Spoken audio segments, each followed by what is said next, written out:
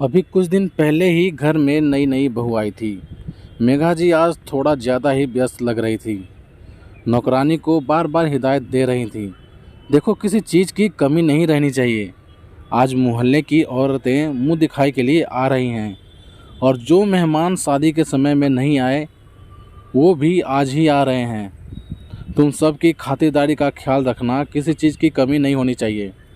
मेघा जी साथ ही साथ बहू को भी समझा रही थी, बेटा, एक दिन का देखा 100 दिन का व्याख्यान वाली बात हो जाएगी। आज बहुत बढ़िया साड़ी और गहनों से लद कर बैठना। कोई तुम्हें ये न कहे सेठ मनोहर की बेटे की बहू कुछ नहीं है। संगीता अंदर से ही होले से बोली, जी मम्मी जी। सब तरफ बहू की मुंह दिखाई की तैयारी चल रही थी। तभी सेठ मनोहर अंदर आंगन में आए और मेघा जी से बोले, सुनो जी, हम गरीब को भी कोई पूछ लो। ठीक है नई नई सास बनी हो, लेकिन हमारा भी तो कुछ सोचो। हमें कुछ खाने को दे दो ताकि हम अपनी शुगर की दवाई ले सकें। तभी मेघा जी झेंपते हुए बोली, माफ़ करना जी, मैं जो काम में इतनी व्यस्त हो गई थी कि मुझे आपको नाश्ता देना ही याद नहीं रहा। कोई बात नहीं जी, अब दे दो। और हाँ, आज मैंने कुछ खास मेहमान बुलाए हैं, उनकी खातिरदारी में कोई कमी नहीं होनी चाहिए। मेघा जी ने सोचा हो सकता है कोई दोस्त वगैरह होंगे, इसलिए जी अच्छा कहकर वो अपने काम में लग गई। अपने पति को नाश्ता देकर मेघा जी तैयारियों का जायजा ले ही रही थी कि औरतों का आना शुरू हो गया। नई बहू संगीता भी चांद का टुकड़ा लग रही थी।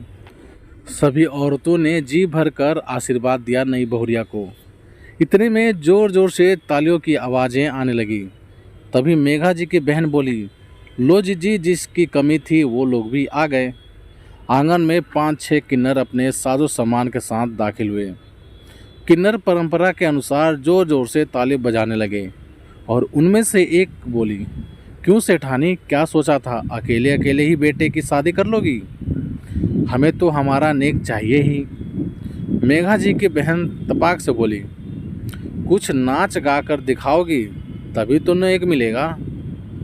तभी मनोहर सेठ, जिन्होंने उनकी आवाज़ को सुन लिया था, वो जोर से गरजते हुए आए और बोले, कोई नाच गाना नहीं करेंगे ये। मेघा जी, जिन मेहमानों का जिक्र मैंने किया था वो ये ही हैं। मैंने ही इन्हें बुलाया है। उन किन्नरों में जो सबसे बड़ी थी, उनके चरण छूकर मनोहर जी ने कहा, ये मेरी धर्म की माँ है।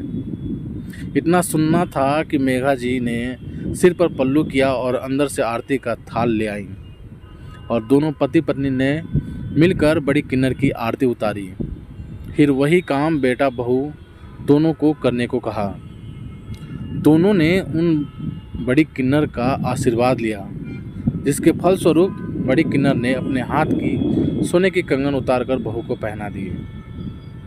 मनोहर जी ने भी उन सबको 10-10 हज़ार रुपये और भेंट के रूप में एक एक साड़ी देकर अच्छे से मेहमान नवाजी करके विदा किया। जब विदा करके सेठ मनोहर वापस आंगन में आए तो मेघा जी ने कहा, आपने पहले तो कभी नहीं बताया इस विषय में। मनोहर जी बोले, किसी का किया हुआ उपकार गाने से विफल हो जाता है, बस मन में आदर भाव रखकर उसे स्मरण रखना चाहिए। बात तब की है जब मैं स्कूल में पढ़ता था। एक दिन घर आने के लिए मैंने दूसरा रास्ता चुन लिया, क्योंकि मेरे दोस्त सब वहीं से जा रहे थे। वो लोग एक एक करके अपने घरों को चले गए। मैं अकेला रह गया। मैं जल्दी जल्दी कदम बढ़ाते हुए घर की ओर जा रहा था कि तभी सामने से आती हुई कार ने मुझे टक्कर मार दिया। मैं बेहोश हो गया। चोट बहुत गहरी थी, मेरा बहुत खून बह गया था। बस मुझे बेहोश होते वक्त इतना दिखा कि वहाँ से एक किन्नरों की टोली जा रही थी। जब मैं होश में आया तो मैंने देखा कि मेरी माँ और एक किन्नर मेरे सिरहाने खड़े बड़े प्यार से मुझे देख रहे थे। मेरी माँ ने ही मेरा परिचय किन्नर माँ से करवाया था। वो बोली, बेटा, अगर आज ये ना होती तो शायद तू जिंदा नहीं रहता। इन्होंने ही अपना खून देकर तुम्हें बचाया है। आज से मैं तेरी जन्म की माँ और ये तेरी धर्म की माँ है। मैं उठा और उनके चरणों में गिर पड़ा। आज उन दोनों माँओं का ही आशीर्वाद है जो मैं यहाँ इस मुकाम पर खड़ा हूँ। मनोहर जी की बातें सुन वहाँ पर मौजूद सभी लोगों के सिर उन किन्नरों के लिए नतमस्तक हो गए। तो प्यारे दोस्तों, आप सभी को इस कहानी के बारे में क्या राय है, प्लीज़ कमेंट करके हमें ज़रूर बताना। यदि ये छोटी सी कहानी आप सभी को पसंद आई हो तो लाइक करना, शेयर करना और चैनल पर नए हो तो चैनल को सब्सक्राइब भी ज़रूर कर देना।